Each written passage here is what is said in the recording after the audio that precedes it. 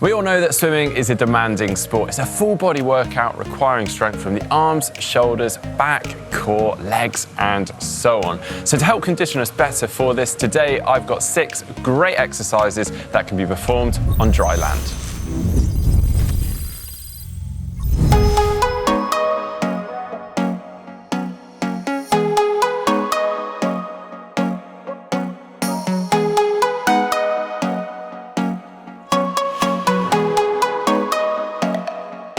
Okay, first up we have the pull-up.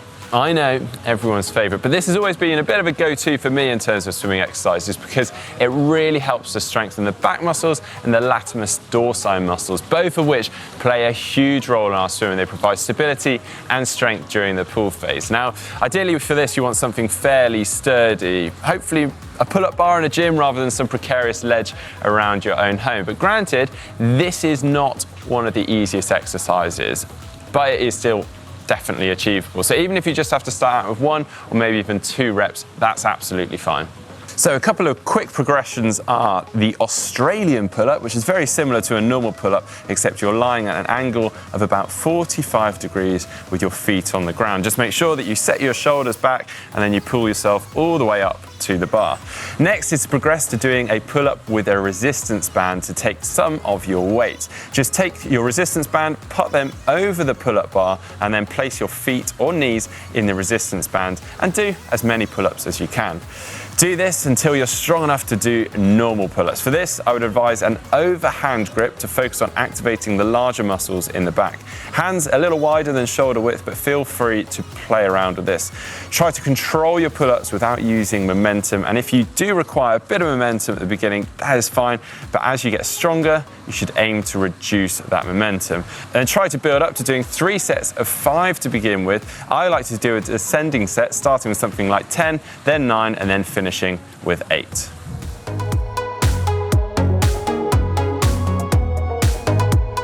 And now moving on from the pull-ups and onto the press-up or push-up. This is another very popular one with swimmers because it hits a number of key muscle groups. The pecs, the triceps, number of muscles around the shoulders, and of course the core to maintain our posture whilst doing it.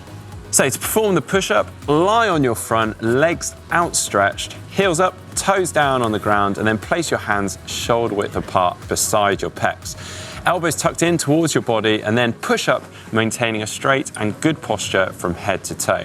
And then lower back down whilst keeping the elbows in. Don't let them flare out to the side. And as you lower yourself down, just make sure that you don't go quite down to the floor, and then push yourself back up again.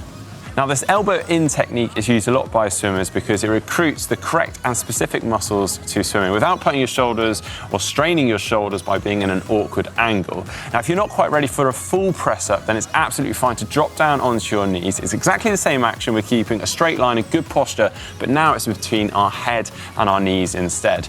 Now, when you're starting out, maybe go for something like 3 sets of 6 reps, progressing to 8, 10, 12, or maybe even more reps with time. Now, if you are performing this exercise correctly, you won't need to be knocking out hundreds of reps at a time.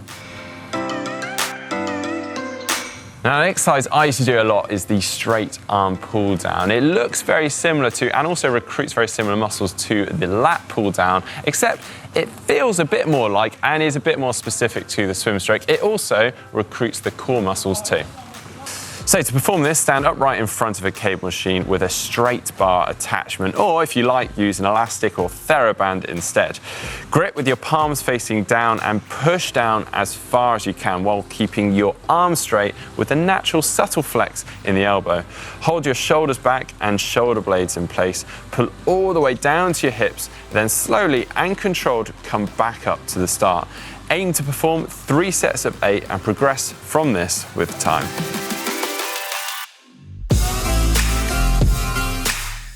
Right, and the plank is the next exercise for you. I know it's an absolute classic, but it really does work. And I also have a nice little progression for you, both of which really work the core.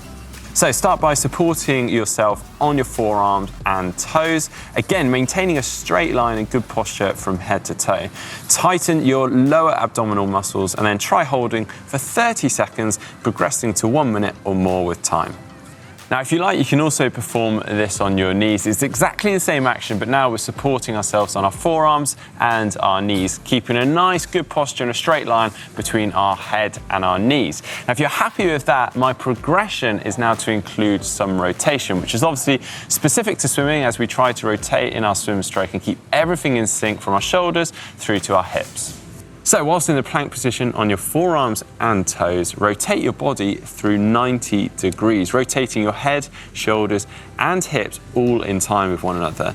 Extend your upper arm in the air, supporting yourself on one foot and one forearm. Hold for 5 seconds and then rotate your body back around to the center to support on both toes and both forearms. Hold for another 5 seconds and then rotate the other direction in exactly the same way. Repeat 10 to 15 times or as long as you can hold. Okay, still staying with the core, but now introducing the legs, we have the flutter kick. So lie on your back on a gym mat or a soft surface with your legs extended and your arms alongside your hips with your palms down. Lift your legs 4 to 6 inches off the floor, squeeze your abs to keep your back from overarching, and then keep your legs straight as you rhythmically raise one leg higher and then switch. Move in a fluttering up and down motion. Perform for 15 to 20 repetitions or alternatively flutter kick for a period of time such as 20 to 30 seconds.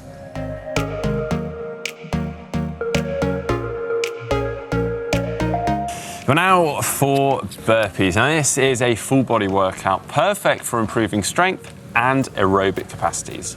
So stand with your feet shoulder width apart, weight on your heels and your arms at your sides. Push your hips back, bend your knees and lower your body into a squat.